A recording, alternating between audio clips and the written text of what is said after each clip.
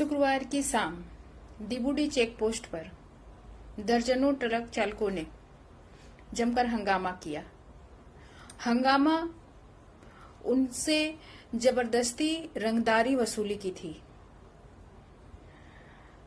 डिबूडी check post पर झारखंड से जो बालू और ट्रक लदे गाड़ी आते हैं, उनसे वहां पर कुछ रंगदारों द्वारा रंगदारी वसूल की जाती है।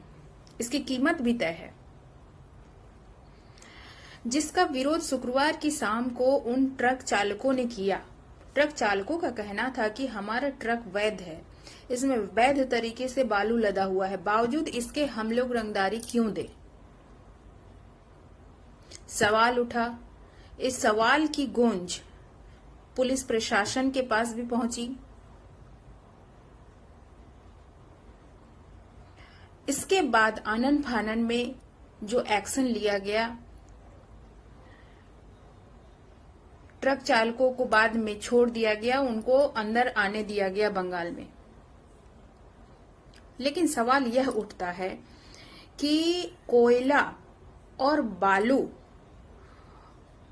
के व्यवसाय पर पैड के धंधे जो फल फूल रहे हैं, इस पर विराम कब लगेगा।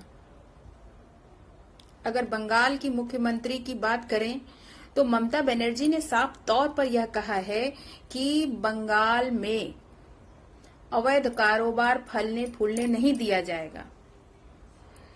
तो फिर यह गुंडागर्दी, यह रंगदारी जो वसूली जा रही है, डंके की चोट पर वसूली जा रही है, तो इन्हें किनका आश्रय मिल रहा है। क्या खादी और खाकी दोनों इनके साथ हैं? सवाल कई हैं। पक्ष में जो नेता हैं उन पर भी सवाल है, विपक्ष के जो नेता हैं उन पर भी सवाल है कि आखिर विपक्ष में जो हैं बैठे, वो इन बातों पर सवाल क्यों नहीं उठा रहे। लगातार जो कोयला और बालू के ऊपर रंगदारी ली जा रही है, यहां बतौर इस पर दो गुट हैं, इस पर दो गुट काम कर रहे हैं। एक गुट ने सीबीआई, बीते कुछ दिनों में सीबीआई की जांच चल रही थी, उसके बाद एक गुट ने अपना हाथ खींच लिया, जिसके बाद दूसरा गुट हावी हुआ है। कुछ नाम भी हैं, ऐसा नहीं है कि मीडिया सूत्रों के पास नाम नहीं है। तो अब वन विंडो के तहत यह पैड का धंधा फल फूल रहा है। तो सवाल यह है कि इस पर विराम कब लगेगा। क्या बाहर से आने वाले ट्रक को यूं ही बंगाल के अंदर आने के लिए रंगदारी देनी पड़ेगी? और यह सब इतने साफ गोई से होता है कि यदि ये ट्रक चालक विरोध ना करें तो न मीडिया तक यह बात पहुंचेगी, न पुलिस प्रशासन तक यह बात पहुंचती है। हंगामे होते हैं, फिर चर्चाएं शुरू होती हैं। कुछ दिनों बाद यह चर्चाएं फिर बंद फाइलों में चले जाते हैं।